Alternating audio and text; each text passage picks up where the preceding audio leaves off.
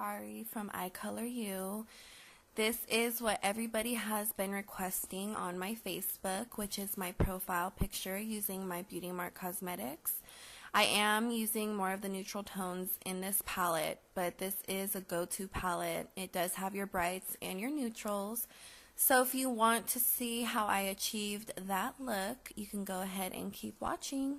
I already primed my lid. I'm using MAC's Painterly Paint Pot. It is more of a neutral tone primer, and that goes well with this look. Now it's time to add on that pinkish, corally toned pink on the lid. I'm going to go ahead and dip my brush into this corally pink and the light pink in that same editorial palette. We're going to make sure we pack that on heavily onto the lid. I'll go ahead and show you these colors in the palette after I apply that pink.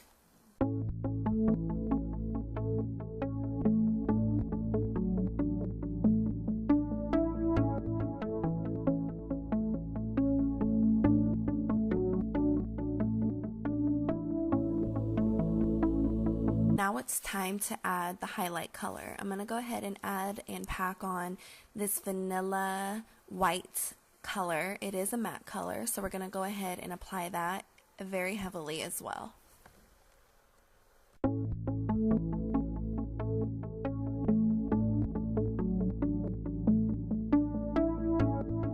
Now we're going to go in with the transition color. I'm going to go ahead and use this light brown shade.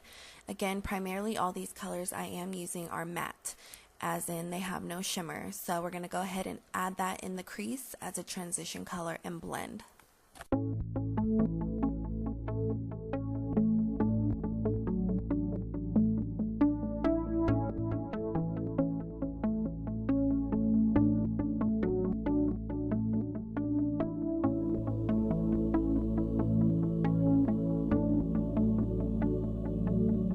Now we're going to go ahead and add in the darker outer crease area. I'm going to use this dark woodsy brown. It's a very pretty neutral brown. We can go ahead and add this in the crease area. You will see me going back and forth adding colors. As I have stated in my previous videos, you do lose colors the more you blend, and these are more on the neutral side, so you want them to be as, bright and pigmented as possible.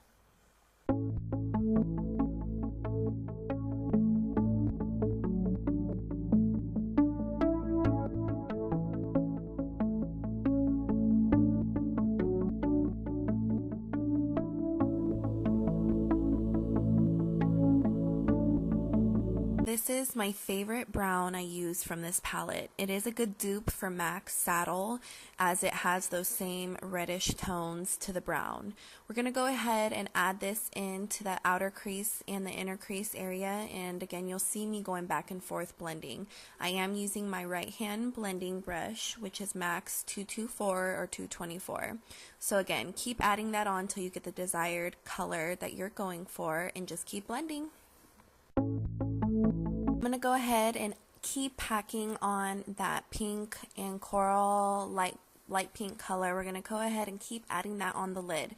I'm going to do this multiple times throughout this tutorial, so don't mind that. And yeah, so just keep blending and adding that on, as it is a very light color and you want it as pigmented as possible.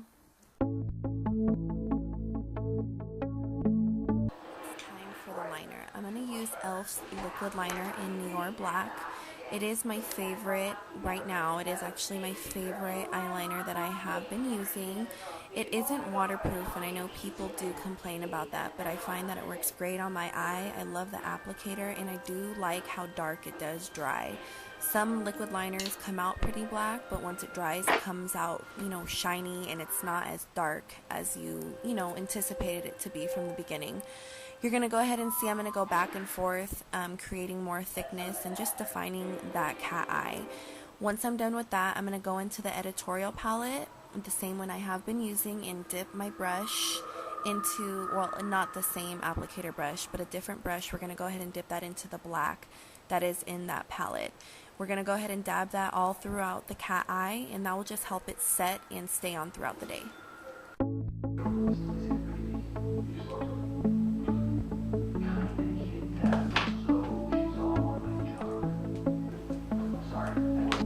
Now it's time to add that pop of color on the lower lash line. It's not too bright, obviously, but it does, you know, make the look a little bit prettier, and it does give some more color. I'm using that same coral pink in the inner part of the lower lash line, and in the outer portion of the lower lash line, we're going to go ahead and add that dark brown.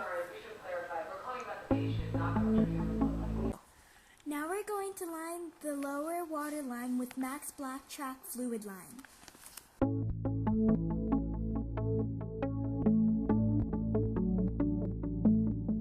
Now it's time for those lashes. Again, this is always optional, but I do prefer this with a lot of my looks. I'm using a no-name brand. Again, I'm sorry for that. I do not know the name of these. I did get them from a wholesaler. After that, we're going to go ahead and add another coat of mascara to blend in those real lashes with the fake ones. I'm going to go ahead and add more of that white color in my tear duct area. For whatever reason, my recorder didn't record that part, so again, I'm going to make this a bit brighter. It's the same white as I used for the highlight. My big boy wanted to say hi, so everybody say hi, Petey. And that is it for my look, so I hope you guys enjoyed this, and please subscribe to see more of my upcoming videos.